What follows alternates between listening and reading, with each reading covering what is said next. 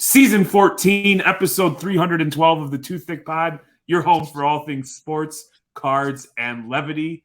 Happy New Year's. I am Jeremy, joined as usual by conspiracy theorist Manny. Happy New Year, sir. Happy New Year. Hope you had a good one. I'm excited. Would we be considered season 2 right now, or we're just going to keep it season 1 of Too Thick Pod? We were halfway through the year. The best end of 2022 was our Too Thick Pod. I was pumped. It made the hobby a lot better for how bad the market was. Well, 23 jumped off with a bang because I spent the day late in the evening with you as you snacked on caramel bugles and 4 pounds of beef jerky and whatever you bought at the truck stop gas station, driving me across God's green earth here in Michigan. No. Let's get it straight. I went to the gas station, got some snacks, and Jeremy was like, "Ooh, are these the caramel ones?" and just destroyed them. So I want to put that out there. You opened it and started demolishing them. I did open it and help myself. After about one handful, that was enough bugles for me to last me until 2024. And then, but you came out with like 14 bags of chips. You did not play any games. I have never met somebody who gas station snacks as hard as you do. Oh yeah, I got like a top 5 of what I go get at a gas station. 1, Cheez-Its. 2, Skittles. 3, you got to get an energy drink. 4, Starburst, and 5, those little sweet tart ropes. That's all you need. Just so you know, I did that in Booker T voice, like 5-time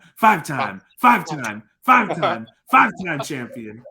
You know, like I go to Starbucks to grab a coffee. It's so foreign to me that somebody would just be like, as a grown-ass man who's married, who I assume collectively between you and it's Kaylee, baby, somebody goes grocery shopping, that you 4 times a day dip out to the gas station to go get snacks.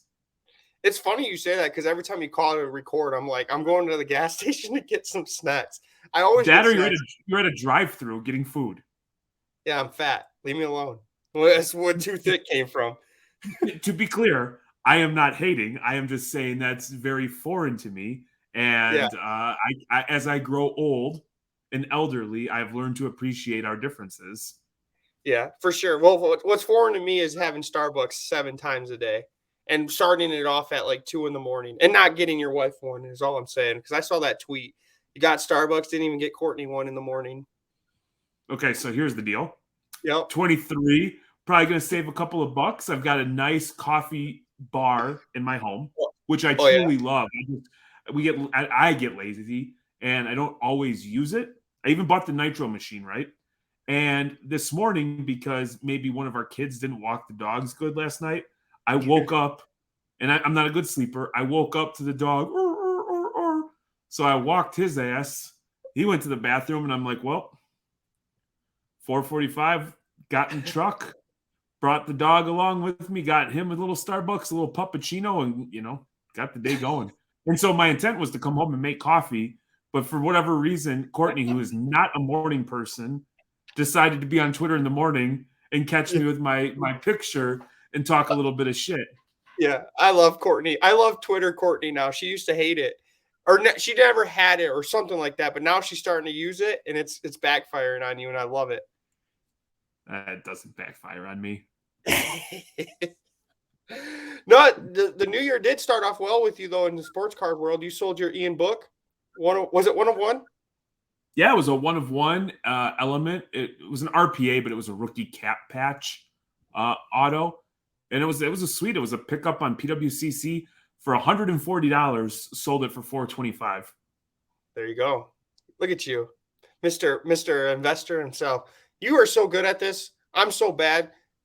On the opposite side, I had an Mbappe that sold on my eBay for $2K. I was really pumped. I profited. I was going to double my profit, or have double my profit margin, I should say, on that card. And the seller canceled, said, "Oh, I thought it was a rookie. Oh, I'm gonna buy a $2,000 card, but I didn't know it was a rookie card. So I was pretty disappointed about that because I called Jeremy all pumped. I was like, I sold a card finally. It's broken. 2023, new year, new me. I'm about to be the best. And he canceled it like an hour later. Yeah, we were legitimately ecstatic for you. Ecstatic because you were patient. It's an awesome card. You got in at a great price and you finally got a number that was appealing to you. You called me, and just the happiness and sheer joy in your voice when you called me at, what was it, 1 o'clock in the afternoon? You just woke up.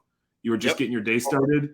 Groggy. Well, I mean, you had the little shits in your eyes.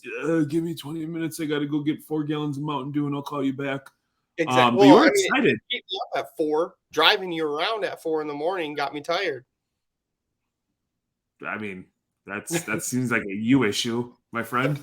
But no, in all seriousness, we were excited for you. I was talking to Courtney. She was making her way back from Florida. I'm like, Manny sold the Mbappe, and she was jazzed. Good for him. Good for him.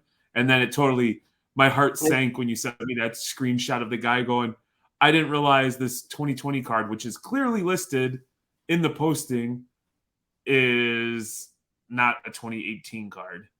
Oh, yeah. I was so mad. Well, that same day, it was like prior to him making the offer, out of 10 of my same car, it was out of 10. Same brand, same year, sold for $2,600. So I think what happened was he probably got outbid on that card and hurried up and bought mine before someone else did, because mine was a higher grade. And it had it was the 2 color pack. Yeah, and it was Pop 1. So it's a Pop 1 card.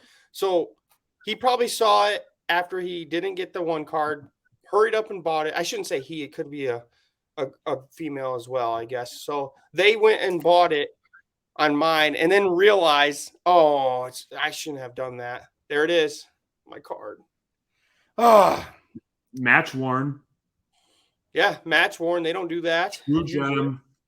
Pop 1, numbered on 99, killing Mbappe, immaculate. And such a sweet card. All the 90 out of 99s are just a blue napkin. That one is like the 2 color. The red blue swirl in it's pretty damn sweet. Yeah. So I mean, I'm not. It sucks because I was like, man, I got a sale, but I'm not disappointed because I actually love that card. So if I keep it, I keep it. He's such a good player. You know, and here's the thing: is it was nice. Because essentially for the month of December, I traveled a lot. And we didn't do a whole heck of a lot other than a couple of hobby night schools and us recording too thick. Other than buying some stuff on PWCC, we weren't really active with selling. You know, we've learned in the past through previous cycles that it's probably not the best time to be selling most cards. Some like low pop, rare stuff, you could probably do all right. And so it was refreshing to just kind of take a break from cards. Not that I didn't like it, but it was like that angst and stress of following along on every Instagram post, reading about all the drama. That was refreshing. Now, I will say I did indulge in sports card radio, and I did keep up on some of the hobby drama, or the hanky-panky, as the kids call it these days. But that was more so just on vacation, on the couch, drinking a beer at 2 p.m, me and Court just kind of laughing along. But other than that, the only sports card related thing that we did over the last few weeks is we were invited into Layton Sports Cards for a tour of the shop, of the facility. And so, you know, shout out to Sara and Rich for being incredible hosts and having myself and Courtney. It was an incredible experience. I bet. And I saw that Courtney has baby fever again. So baby number 5 might be on the way. Big ups to Rocco, who my man Rocco with them big ass cheeks, holding on to Courtney, flirting with Courtney, you know, laughing, oohing and eyeing. You know what I mean? Like, I had to give Courtney the little stiff arm, you know, when we got back to the Airbnb that night. Yeah, you guys bought some product and ripped it there and everything. That was sweet. Yeah, we ripped a box of Bowman, like a $600 box. Didn't do anything crazy. A Khalil Watson out of 99 was probably the hit. Rich hooked us up with a box of Series 2 on update on the way out. And it was awesome. But I mean, we hung out for a few hours. They gave us a tour of the actual shop. And then the shop is peanuts, tiny, minuscule compared to the operation on the other side. All of the wax, all of the gaming stuff, all of the breaking studios, all of the people sitting around sorting and packaging cards. It was such a cool thing to see. And I'm also a little more sensitive to it just because, their origin stories. Like 10 years ago, they were, Sara quit her job. Rich was delivering pizzas and they just decided to go all in. And now they are, they're doing big business. They're one of the premier breakers in the industry and just, damn fine people. So it was a pretty cool and humbling experience to have them welcome us into their home and show us around and show us a good time. So they had breaker rooms, like different rooms. Studios dedicated to breaking. Oh, see, I thought it was the same room. That's insane. No. How much? What would you say the product would it fit in your guys' showroom down there? How would it fill up your showroom with the cases of cards they have? No. It's a lot though. It's a lot. So they were very open and welcoming for us taking pictures and doing stuff like that. But we were there. It wasn't there to promote ourselves or to, do social media for ourselves. It was, Courtney and Sara have a pretty strong relationship. And so it was an opportunity just to meet people in person and, exchange pleasantries. So I want to be mindful. I don't want to maybe overstep or misspeak, but I will say this. It is huge. They had Bowman Transcendent, I think it was, or Topps Transcendent, Bowman, whatever that release was. 25% of all the print run just sitting there delivered because it was release day, getting ready to break. Boxes, and not boxes. When I'm boxes, I meant cases on cases of cases of sealed wax. It was locked in a cage, armed security. It was a sight to see. I have never seen anything like that. Yeah, that'd be crazy to see actually. Because what do we see? Our card stores here. Well, the ones that are particularly around me don't have shit for product. Yeah, they're the old school ones that won't want to change to be modern. And I bet that one was a sight to see because I bet it's a more modern store and they keep up with it. Yeah, and the thing that I thought was really, really cool, and this was where I really wanted to take pictures, but I also wanted to be, I didn't want to come across like I was taking pictures or using them for social media clout because that was not it at all.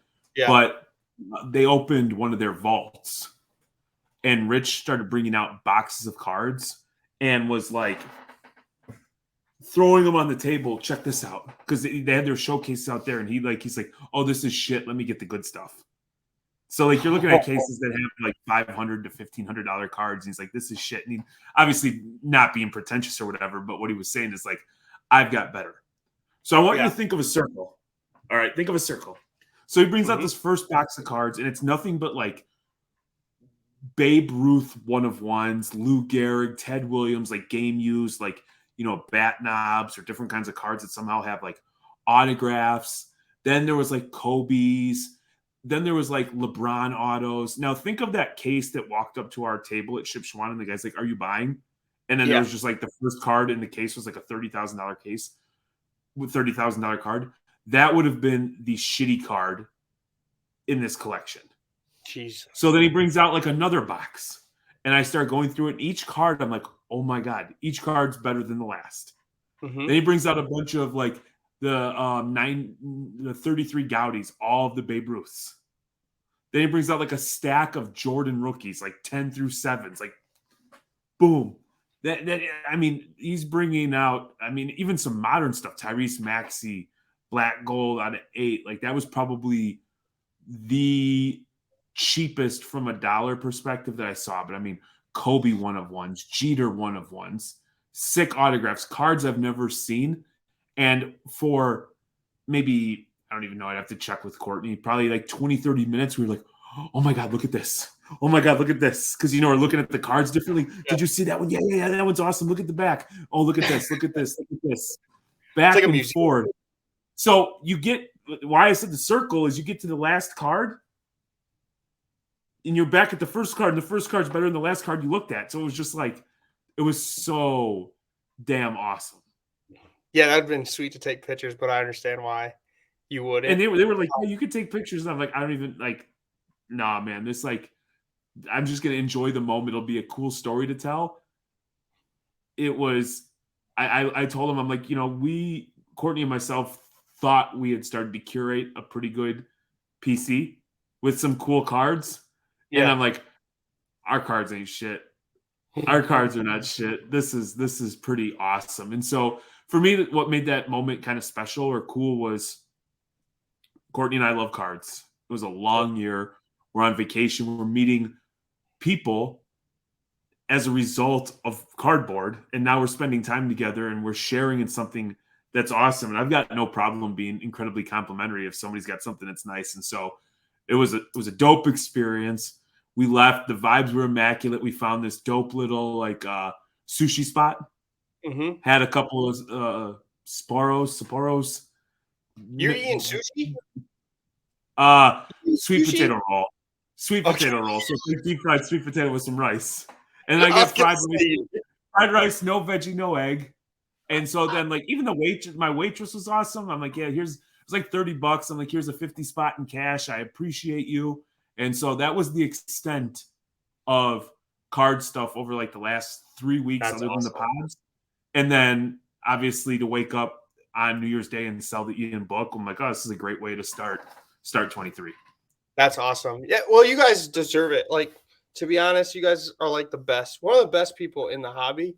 So I always want you guys to succeed. And when you guys sell a card, kind of like how you guys got happy with me, I get so pumped when I see for example, you saying, I sold the Ian book, Happy New Year. I'm like, yes, they're winning. I want you guys to win. I want you guys to become the Laytons when about 5 years from now. I want you guys to. Huh? I want the Laytons to aspire to be reckless. Okay, but we got to get there first. Did you pull out your, did you whip out your Jordan auto on them? Just be like, ha, You know what I got. Yeah, because they would pull out their Jordan. It says something personalized and hand numbered to 23, and they'll be like, "Get your little penis off the table. We got the Raka, the big dog." You show them they don't have the P. Will 101 though. No, they don't. Have that. Yeah, they don't have that. They don't. Averaging 10 points, 4 boards. P. Will, baby. There you go. So let me ask you this: we enter 23. Do you have any personal or hobby New Year's resolutions or anything that you're shooting for in the old 2-3? Sell my cards that I have currently. I want to start. When you get to that point where you just want to get fresh inventory, that's my goal. That's my goal. Is I want to sell majority of what I have, get new inventory, and continue. I love to buy right now. It's a great time to buy. I also want to produce more content for Thicc. As you can see, the last 2 days I post about release week, and I did a PWCC auction. I'll probably be doing more top 10 auctions, not just PWCC, and more taste test. I found a site. That does exotic snacks. And I was going to buy some for both of us, and we just try them. So we'll be food snobs on top of card collectors. I'm not sure. I'm doing this as a hobby for fun. I'm not making any money, and I am a picky eater. I don't like shit, so I don't know why I got roped into putting weird stuff in my mouth for the millions of likes that we get. It makes better content. Okay. Because you're so picky. You know what I mean? I suppose. Yeah. People like that you don't like stuff. That's why you need to try that hot chip Courtney bought you. I'm not doing the fucking hot chip. Viral. Huh? Dude, I flew home and then I wrote in your Bugatti that you bought because the top G Andrew Tate told you to buy. Yeah. You know what I mean? You drove me around in that thing and my back is killing you? Oh, dude. You want me to come over and massage it? Court's going to take care of me tonight. But I am like legitimately, I'm walking hunchback, and I'm like, if this is what my life is evolving into, like I'm going the reverse route of evolution. You know, evolution, they're like hunchback and each like they get a little more upright. I'm going the other way. Like, well, that's who the hell hurts their back from like sitting in an airplane? Well, I don't think you're not used to like, my type of cars. You're used to Porsches, Bugattis, like you're saying that I drive. That's what you drive. You were literally in a Porsche like a couple of weeks ago. You probably took Courtney to Mr. Bro Namath so she could ride in the Porsche. Nah. We did end up in Tampa a little bit, though. We hung out in Tampa again. I know you did. I had to go check in on my city and make sure Octane and Bro Namath were taking good care of it. Yeah, there you go. Did you see? Did you see the elitist? We'll say in the hobby, right? You have Probstein, one of the guys that's like a good hobby, like everyone knows him, and you have card porn. Everyone knows card porn, and then you have this mysterious. It's been coming up. This card keeps trying to go back into auction and it always gets deferred, like taken out. Just got taken out by Golden. It's the 44 out of 99 LeBron Exquisite rookie card. So the backstory is supposedly this card the patch was taken out and it was a white napkin patch and they put a new patch in. Well, it just got taken out again, but Probstein said it's actually legit, and he made a video on why he thinks it's legit, and now Card Porn made a post about why it's not legit. So you have the two people that are kind of like, top of the hobby, kind of clashing on if this card's real or not, and it kind of scares me. I'm inclined to believe Probstein over Card Porn. Okay, I want to. Can I watch this little video real quick of him? Sure. Oh, did you watch Probstein's video? Let's look at it. Okay. Here it is. As you can see, Card Porn. This is breaking news. I think that this information but here we go. will show you that this is ended up going to be the most valuable LeBron James card in existence. Okay? Come take a look at this. You won't believe what you're going to see. He's such a the account here that I want you to go check out is card.gems23 on Instagram. Okay, card.gems23. They just posted this. Now, what you're seeing here are two separate patches that together make one patch showing it's from the same jersey. Now, the LeBron Exquisite card, I'm going to show you and then come back. The LeBron Exquisite card here, which is obviously the most expensive and famous RPA that we have in our industry. Every one of the patches here, all 100 cards, come from one jersey, one road jersey. And this young individual, card.gems23, he has tracked 84 examples of this card, and he can put them together. Now, this is why this is significant. This guy's Batman. Card number 44 of 99 was previously launched and posted under an auction house, and the auction house took it down, and people sort of attacked the post saying that it was a fake patch. Well, this person's work, card.gems23, and his 84 examples show that it's not a fake patch. Now, this is very interesting. All the patches here are actually upside down. They cut up the jersey, then they reverse the patches when they put them on the card. Very, very interesting. Let's go back. Okay, this is card number 44 of 99, and it's a reverse patch. It's upside down. Now, this gentleman has actually, this is the Cleveland. He's actually cut up and shown you all the cards that come from this patch. Now, I want you to save and follow this guy's account because he's going to be showing more information on the 84 examples. I inevitably think that this card, 44 of 99, it has a letter from Upper Deck stating that this patch is original from Upper Deck. The whole jersey, every card, is basically a derivative and traced from card 44 of 99. Without 44 of 99 and the original letter from Upper Deck, you can't prove the authenticity of any of these patches because this is the only one that has a letter. Okay? Card Gems 23, he's got 84 of the patches, all from the same jersey. Unbelievable. Okay, let's go take another look at them real quick. And then, so that's pretty much it. So this Bruce Wayne of a guy has tracked all these cards and put them together and actually has like a layout of each swatch and basically put it in like a puzzle.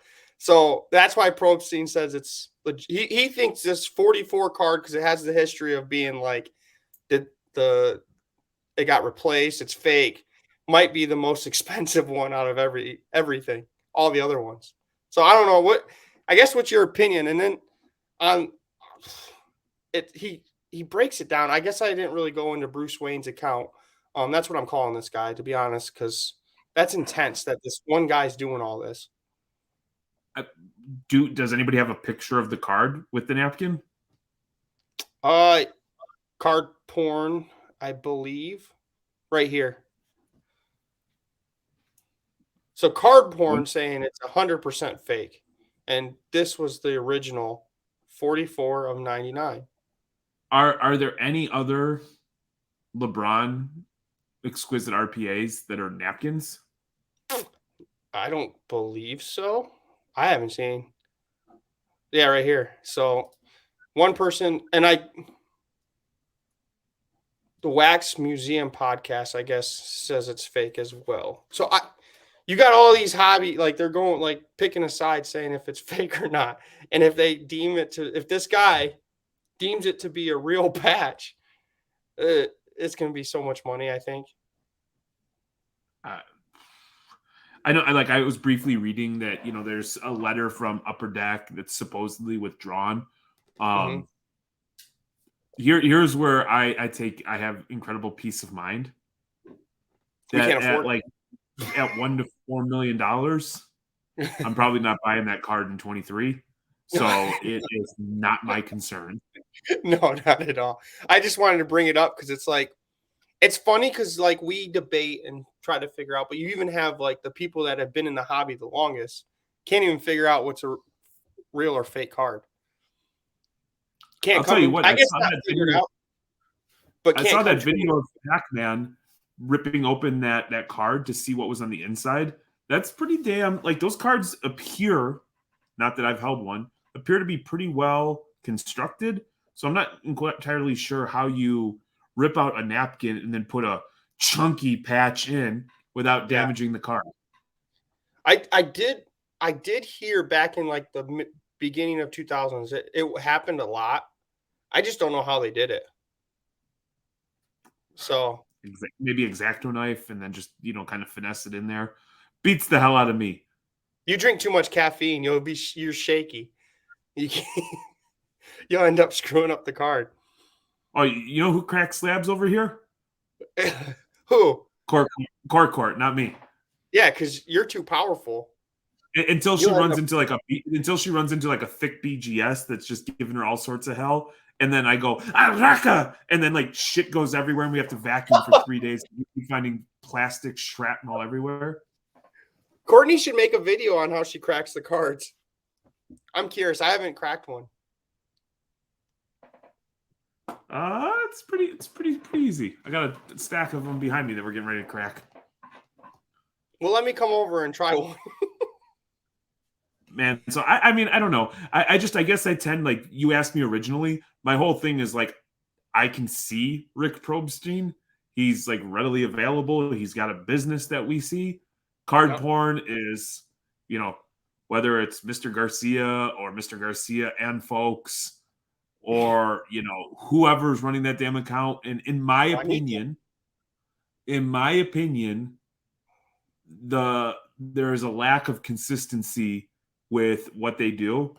So just from the standpoint of like, just who am I believing? I'm probably Rick, but I'm also here. You know what I'm also going to do? I'm probably going to forget about this thing in 10 minutes. And probably, unless it pops into my feed, I hope whoever gets the card does their due diligence, and, best of luck to everybody. Yeah, for sure. I've seen that card since I've been in the hobby, I've seen that 44 card of 99 card probably twice a year because whoever owns it's been trying to sell it for a while. That's my favorite thing. It's like the card that gets pulled down every auction that somebody's like, oh, this is going to be the time that it makes its way through. Yeah. Well, but my thing is, there was a patch on PWCC that they just listed and it said it wasn't the original patch. Remember that? And it's still sold? There's a card that was just like authentic or something. Yeah. So I don't get why it's like they just don't put it in the description. Could be altered. Unless the seller doesn't want it to be. Because if I'm a seller and I think it's real, I'm going to be upset. We live in a day and age where like most patches are just, everybody jokes about Dick's Sporting Goods. Like, I mean, like if you had that card and LeBron was your PC, it still would be kind of a cool card to own. One, just because it's incredible looking. It's still an on card auto. It's still a rookie. And then you have like the fun story that goes with it. Is this a legit patch? And then whatever that guy who's, doing forensic analysis, putting together drawings and stuff like that appeared to be good enough for me. If I'm that seller, I'm hoping Nancy Drew gets to it and figures this out quickly. So then I would ask Nancy Drew. I would ask Sherlock Holmes to give me that paper so I could send it in with the auction. Dude, that is absolutely wild. I do want to point out, and I'd be remiss if I didn't say anything, it is 2023, and we are less than 2 months away from Cocaine Bear. I just want to remind everybody of that. When does that come out? What? I know it's March. Mid to late February. Oh, it's late February? I was going to say we could go watch it at Mint. We're at Mint. In Vegas. We'll go to the movie theater together in Vegas. Well, Courtney and Kaylee gamble. Cocaine Bear, February 24th. Oh yeah, so you're less than 2 months. I bet you're pumped. It better be the biggest hit of your life, or you're gonna be very disappointed. Like I said, you got high hopes for this movie. Oh yeah, and I'm getting messed up to go to it. Like I don't like being drunk. Like a little buzz is okay with the kid. Like I plan on being tore up. I'm actually surprised you like it, to be honest with you, because it's gotten so much hype. And you with hype don't mix. It's like it's got hype. It's got hype because Reckless got behind it.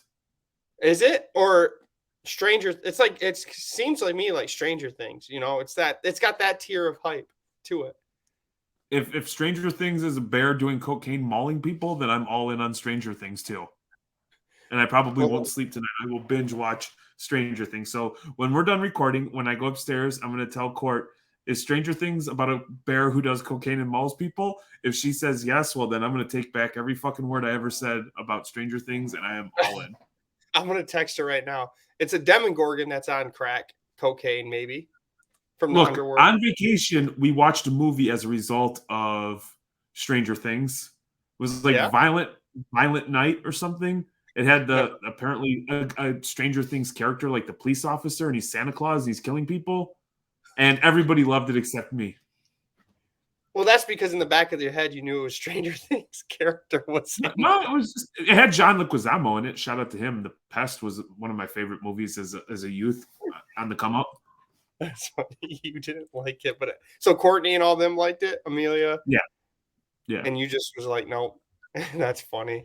Did you see Jamal Williams yesterday? Did you watch football this Sunday? I know you were traveling. But did you see Jamal Williams' interview? I did. He was like, I love, he's like, I don't care what Aaron Rodgers says. I don't care what kind of shit he says. I'm going to go home and I want to just play Pokemon.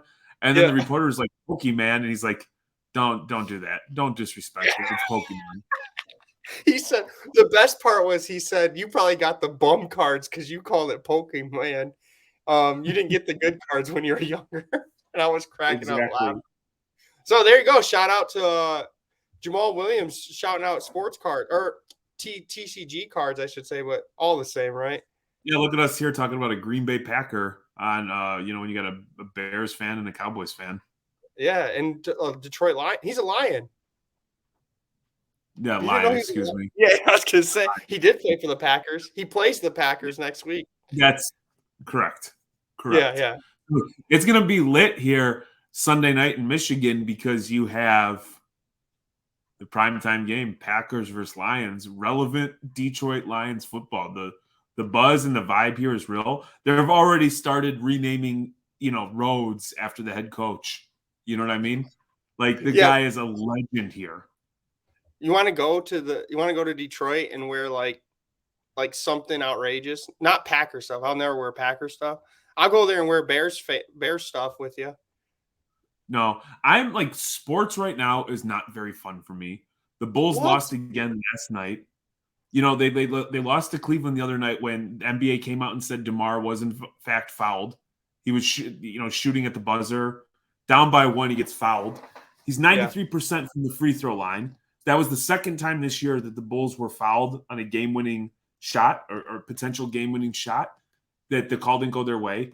Then Alex Caruso yesterday twice got called for stepping inside the three-point line on a free throw. And then the game-winning shot, or the shot that sent the game to overtime, Donovan Mitchell broke the line, and the NBA came out again today and said that they missed the call. And so, in addition to that, they give up 71 to Donovan Mitchell. What an incredible performance. The third quarter was one of the most inconsistent ref officiating jobs I have ever seen. Now, the Bulls played like shit. There's no reason when you're up 21 that you lose a game like that. You know, I guess shout out Cleveland for not giving up and making some adjustments, but it was just a maddening game to watch. The Bears lost. They did what they're supposed to, but it's not very fun right now. I expected a little more from the basketball team. And I will say it's also frustrating because I do listen to a lot of Chicago radio and like a lot of Bulls podcasts. You know, for people who aren't in the know and just look at it from face value that Patrick Williams was the 4th pick in the draft, you know, they expect him at 21 to already be the greatest player in the NBA. And the fact that he's not, people are like, they want him to die. And so that makes it a little more maddening. And so it's not very fun for sports. So yeah, no, I have no interest in going to Detroit and hanging out with a bunch of Lions fans. Hard pass. That's crazy to think that you Chicago fans are like that because Michael Jordan wasn't great from the start. Well, I mean, he missed his 3rd season, but he missed all of last year with a broken wrist. So really, it's his. Yeah, didn't Jordan get hurt like in his 2nd season too? Please don't compare Patrick Williams and Michael Jordan. What? I'm just saying. At 21, at 21, where was Michael Jordan?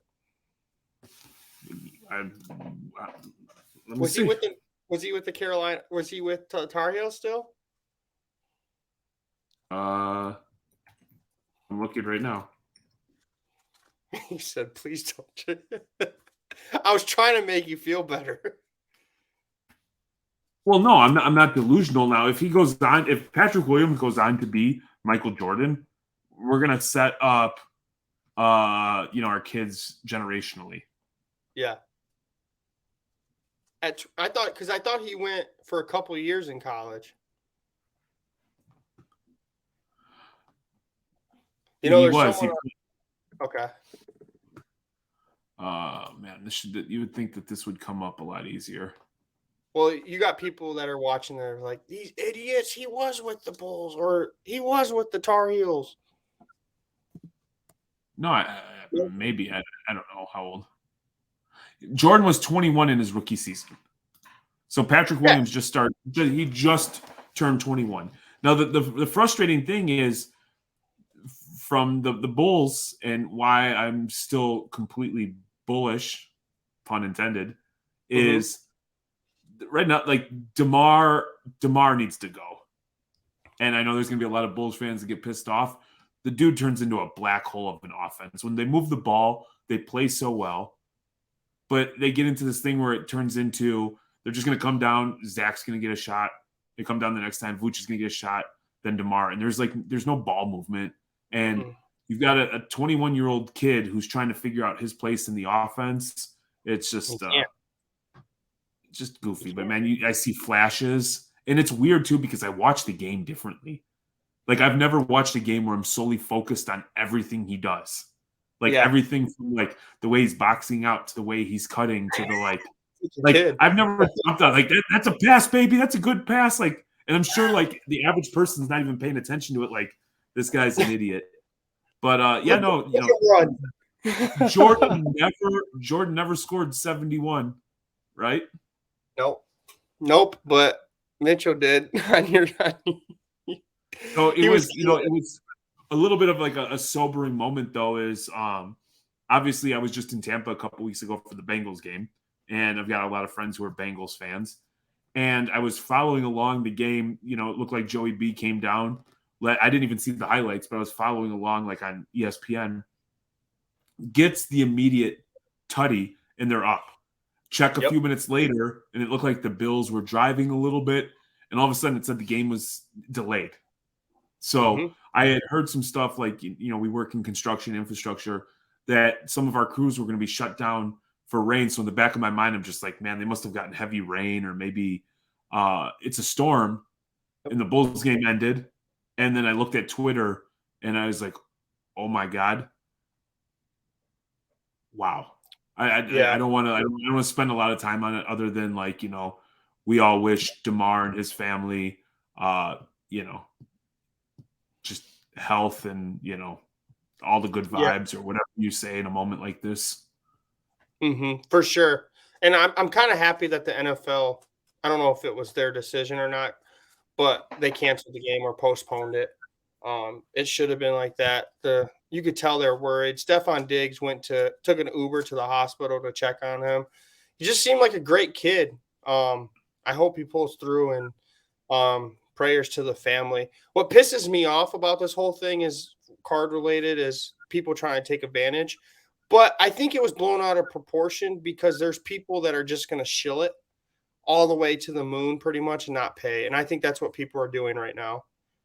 Well, so there was a lot of like that low end stuff. People are selling by it now, and I think it's like trashy. Like, to me, the 99% of the people in the world who had those cards weren't looking to, if they could have sold them for $1 or $2 prior to, they would have. Nobody was looking to. Most people weren't looking to buy those cards, and to turn around while a human being that you just watched, damn near die on the field, or potentially, maybe clinically dead for a minute, and your first thought is like, shit, let's go post something on eBay and see if I can make $1 off of that, is fucking disgusting, man. Yeah, like, it is. I got like who's buying them at the, like, I don't understand. Like, there's a lot of stuff in this world, man, that I don't understand. Okay. I would imagine it was just all shield stuff. Like, everyone.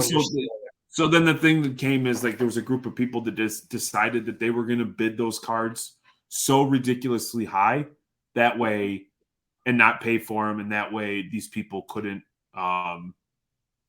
capitalize or make profit off of a bad thing. So I guess, and I don't know if you say shout out or big ups, or I guess like I guess that's a proactive way to prevent somebody from making monetary gain as a result of something bad, happening. Oh yeah, because eBay doesn't do shit for people that don't pay in auctions or buy it. And you're gonna give the NFL props. I'm gonna tell the NFL and ESPN to go fuck themselves.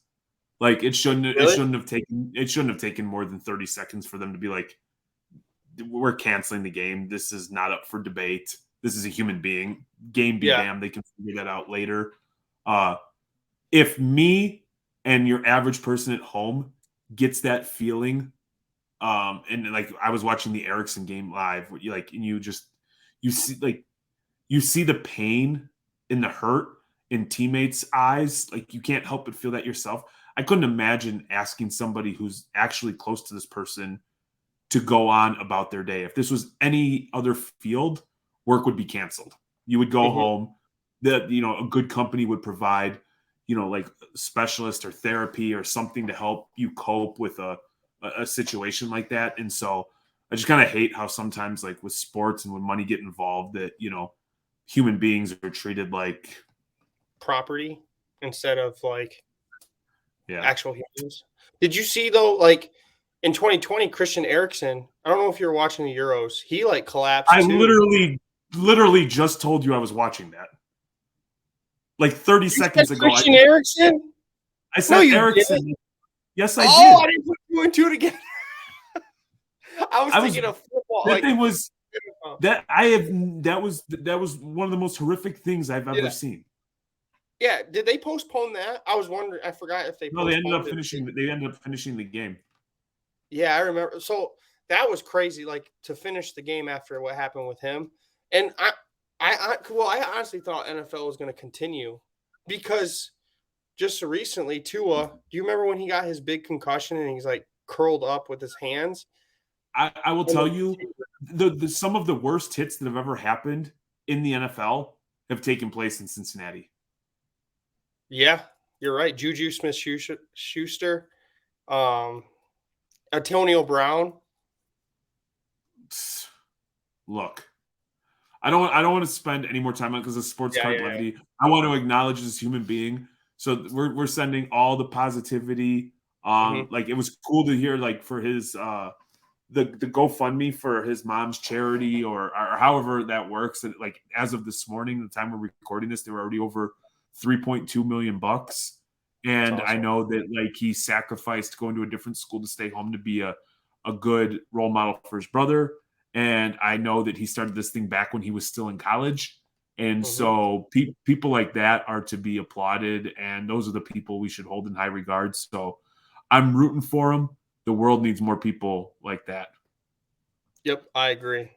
So there is no easy way to transition out of that. I just say you transition. The only thing I know how to do of speaking about shitty in football, let's do Thiccest of the week because this might be one of the most god-awful, dumbass things I've ever seen in my life. And if you're a fan of the Washington football team or the whatever the hell they are, watch this. All right, watch this. I thought you were going to have it queued up. No, it's right here. It's right here. Just happened one day at practice at summer camp. I said, okay, you hogs, let's get down to the bullpen down there. And the guys kind of chuckled about it.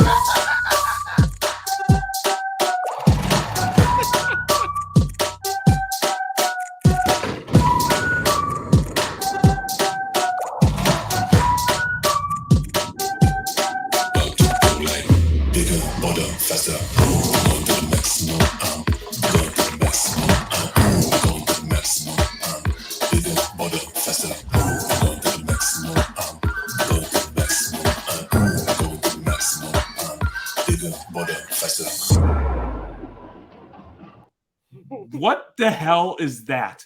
Major Tuddy. It's got like Silence of the Lamb vibes because it's got like the baggy skin. What the hell is that? Who the hell is going to wear that? Who the hell thinks that's cool? There is no way the fine folks of Washington are like, hell yeah. Look, not that I care about mascots, but there's no way it's like, yeah, Major Tuddy. Oh man, I cannot. I would be so mad if I was a Commander fan. To be honest with you, what did Major Tuddy lose a few pounds and he's got some flappy ass skin?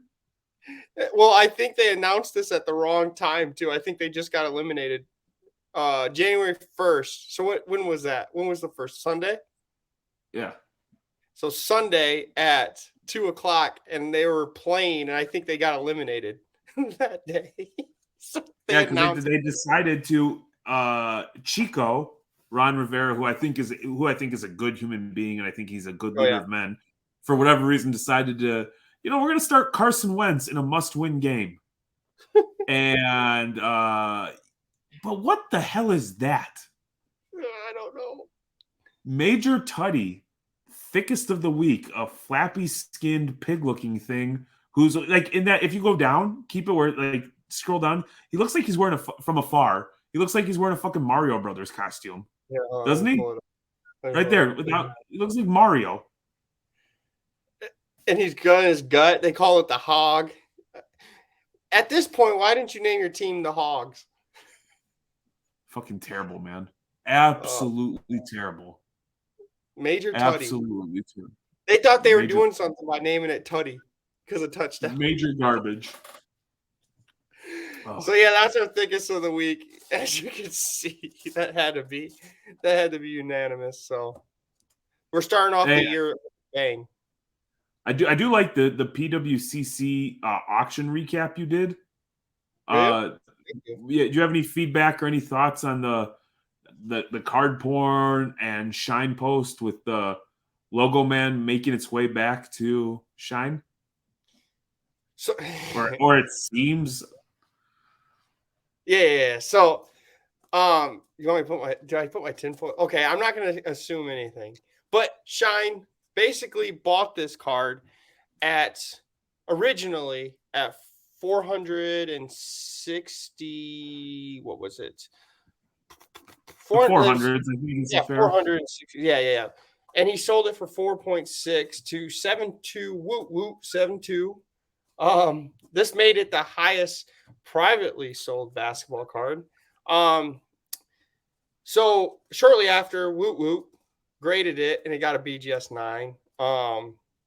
Then he went and sent it to PWCC to get it auctioned. It sold for 3.12, and everyone was like, that made it a public sale, right? At 3.1. So the first public sale.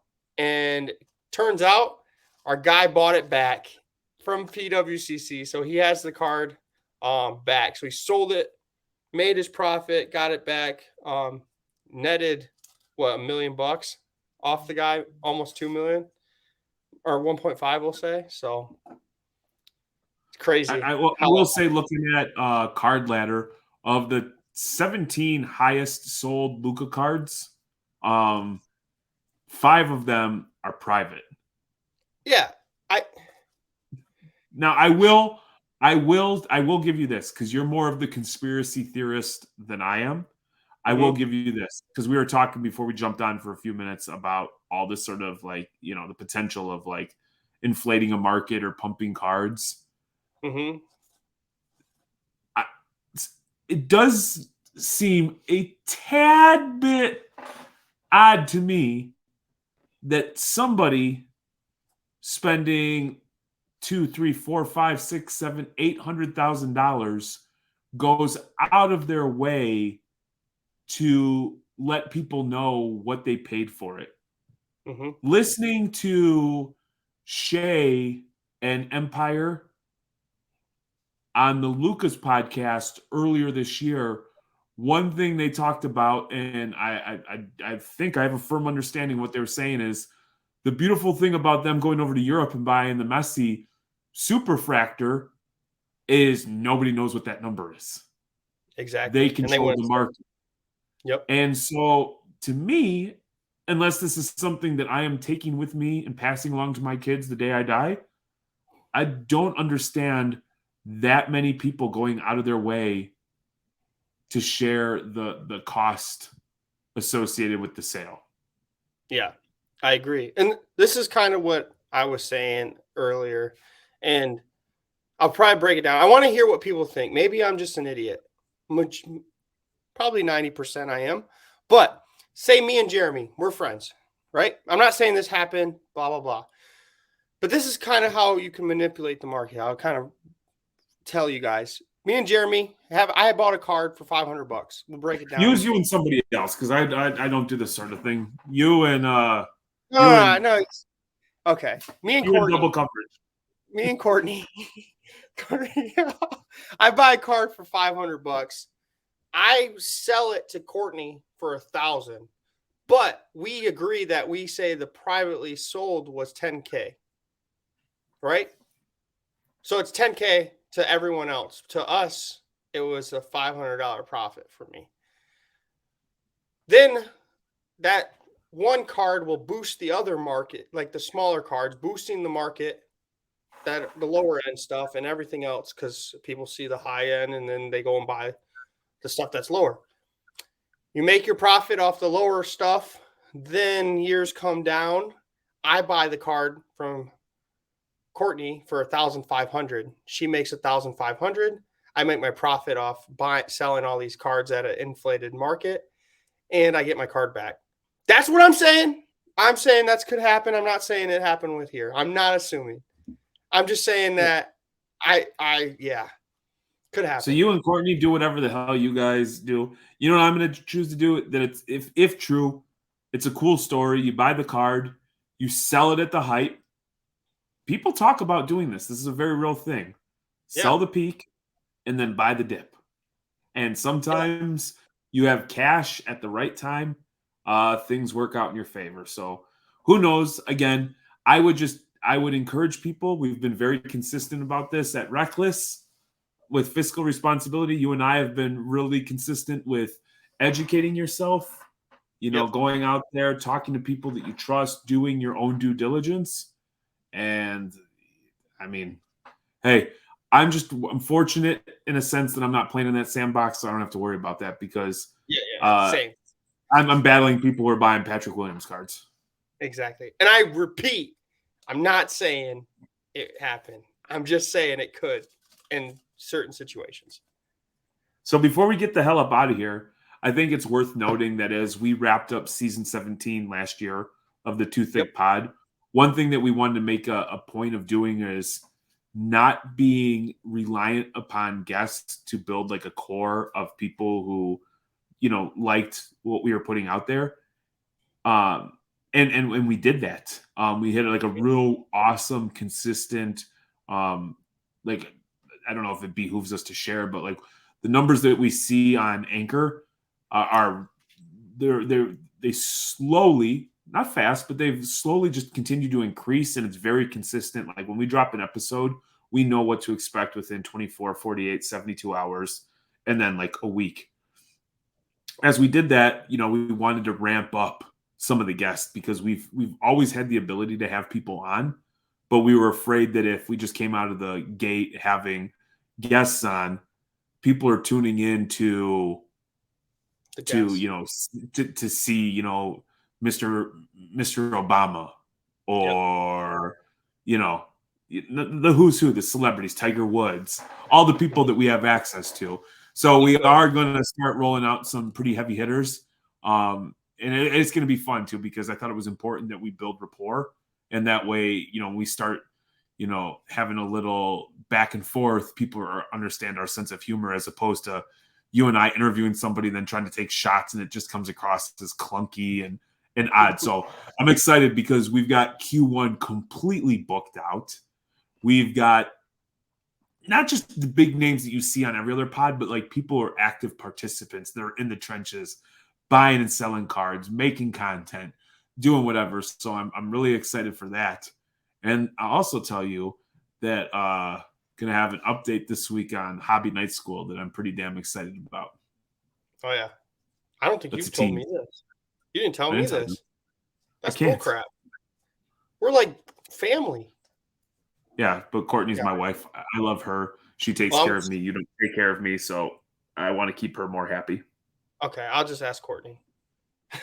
So, with that, he's like, I love Manny more, and I want to keep him happy. That's why I told him. Yeah. With that, I hope you enjoyed your hobby release. Did you want something to say before I stop?